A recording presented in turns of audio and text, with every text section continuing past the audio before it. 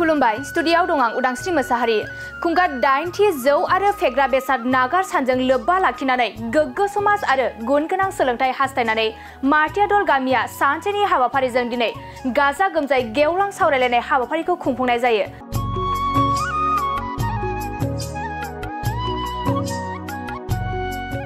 नंगौ कक्राझार जिल्ला परबरजरा महकुमानि सिङाव थानाय माटियादल गामिया सानसेनि हाबाफारिजों गामिखौ गोग्गो समाज दानाय गुन गोनां सोलोंथाइखौ बिथा खालामनानै खुंगा 80 खेब खुंनाय गेवलां मेलखौ मासि लाना सामलायो पियारि महन ब्रह्म बिथाङा आरो बे मेलखौ बेखेवना होयो ब्रह्म धोरोमनि अंकुर ब्रह्म बिथाङा आरो गाहाय आलासि महरै बाहागो लाफैयो परबरजरा जिल्लानि बारग' बर' थुनलाइ आफादनि आफादगिरि देबकान्त ब्रह्म बिथाङा।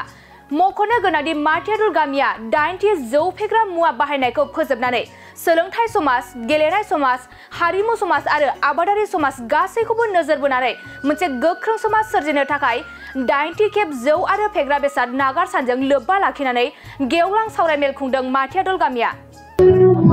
गिबियाव आङो खौरांगिरि नोंथांमोननिसिम साबायखर जासिदों आरो नैबे माटियादल गामिया जे 80 खेबनि थाखाय बे जौ आरो फेग्रा मुवा बेसाद नागार सान जे फालिनाय बेखौ दिनै 8 बोसोरसिम आवगायबोबाय।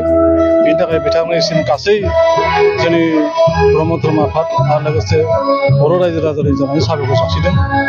दा दिनैनि जे हाबाफारि बे हाबाफारिया समाजाव खोब गोनांथार हाबाफारि आरो बे मेसेजआ थांनाय 2017 मायथाइयावनो सारा आसामावनो ससियेल मिडियानि गेजेरजों भाइरेल जादोंमोन आरो बे हाबाफारि लानायखौ नुनानै जोंनि परबरजरा हालामनि सिङाव थानाय मंगलदरा खाथिनि बे माटियादल गामियाव जौ आरो फेग्रा मुवा बेसाद नागार सान जे फालिनाय बे फालिनाय जे मेसेज बेखौ मोननानै आथिखालनि आसामनि मन्त्रि एबा बै समनि दुलाराय बर' फरायसा आफादनि आफादगिरि अखावगरा ब्रह्म सार बिथाङाबो बे माटियादल गामिखौ बाख्नाय हरदोंमोन आरो लोगोसे 2017 मायथाइनिनो बाक्सा जिल्ला दुलाराय बर' फरायसा आफादनि मोनसे मेलनि गेजेरजों जोंनि आथिखालनि बिटिआरनि चिफ आरो बै समनि दुलाराय बर' फरायसा आफादनि आफादगिरि प्रमद बर' सार बिथाङाबो ससियेल मिडियानि गेजेरजों बुंदोंमोन जे बर' हारिया 20 बोसोर जुदि नागारोब्ला गेरेमसा हारि जागोन आरो मुलुगाव बयनिफ्रायबो गोजौसिन हारि हिसाबै सिनाय जागोन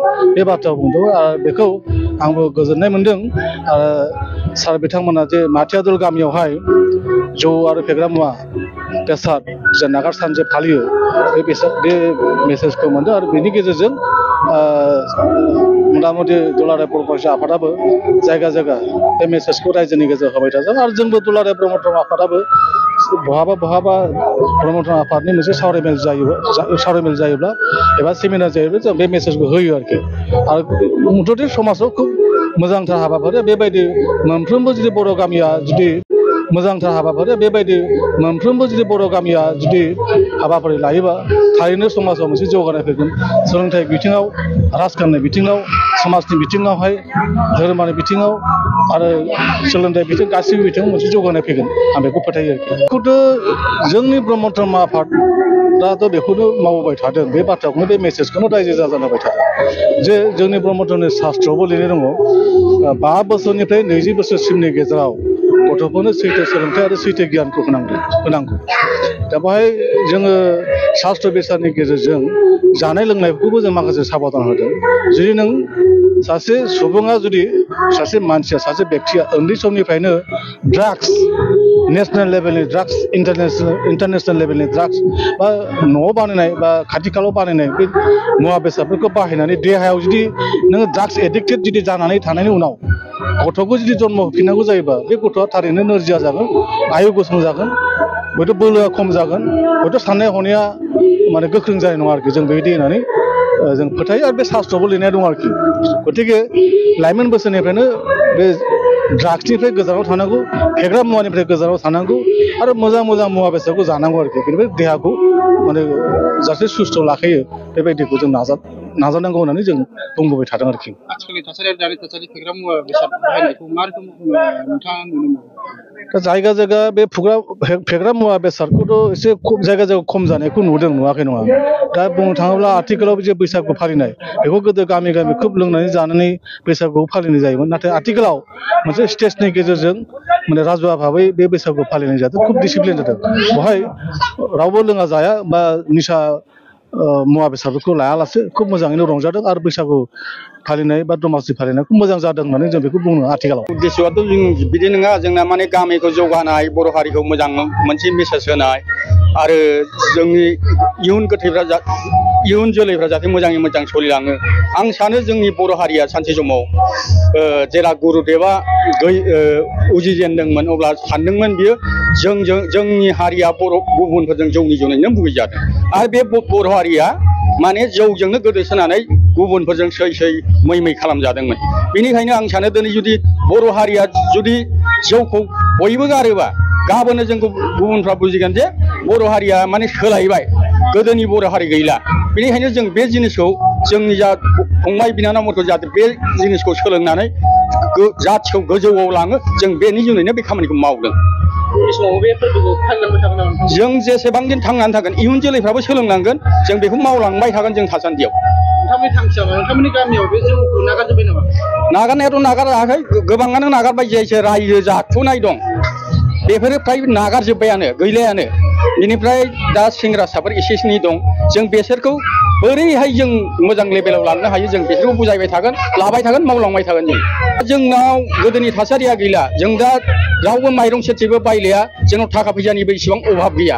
माने जेरै गोसो एरै थाखा फैसायाबो माने गोदो जे जौआव लोंनानै जोंना गोदोसोनानै थायोमोन, दा बे परिस्थितिया गैला जोंनाव। खामायानो रावबो माने समायखौनो दिहुननो हाया, ओरैबायदि खामायाव गोदोनानै थायो जोंनि मानसिया। गामिया खौसेथि फैबाय जोंनाव। एक्सिलेन्ट एकाडेमि बागानपारायाव 11 थाखोनि मुं थिसननाया सोलिगासिनो दं। गोसो गुदुं फरायसा फरायसुलिफ्रा गुन गोनां सोलोंथाइ मोननो थाखाय एक्सिलेन्ट एकाडेमि बागानपारायाव मुं थिसननो हागोन। बाक्सा जिल्लानि बागानपारा सारियालिनि सानजा फारसे थांनाय लामानि साखाथियाव दं एक्सिलेन्ट एकाडेमि बागानपारा। बे एक्सिलेन्ट एकाडेमि बागानपारायाव नांगौबादि गुन गोनां सोलोंथाइनि राहा दं। थिखानाय आयदा हिसाबै इंराजि आयदाखौ लाथारनांगोन। बेजों लोगोसे एसामिस, बड', हिन्दी, नेपाली, अल्टारनेटिभ इंलिश सायख'नानै लानो हागोन आरो पलिटिकेल साइन्स, इडुकेसन, एडभान्स एसामिस, एडभान्स बड', लजिक एन्ड फिलसफि, इकनमिक्स, जिअग्राफि, एन्थ्रपलजि बायदि आयदाखौ सायख'नानै लानो हागोन। लोगोसे आलादायै बेसेन होनाङै कम्पिउटार क्लास लानो मोनगोन। एक्सिलेन्ट एकाडेमि बागानपारायाव experienced and qualified teachers, best education with adorable fees, education with modern technology. The admission fees would be considered for below poverty line and brilliant students. Hostel facilities for boys and girls by divided. थांनाय 2022 मायथाइयाव फोसावजानाय Assam higher secondary जोबथा आनजादनि फिथायाव बे excellent academy बागानपारानिफ्रायनो Anamika Brahma मुंनि सासे फरायसुलिया 99 जौखोन्दो लानानै अल आसाम साबजेक्ट टपार जानो हादोंमोन। लोगोसे बोहैथि बोसोर 2024 मायथाइनि थाखाय एक्सिलेन्ट एकाडेमि बागानपारायाव गोसो गुदुं फरायसाफ्रा मुं थिसननो थाखाय फरायसालियाव फैनानै फर्मखौ लांफैनो हासिगोन आरो मुं थिसननो हासिगोन।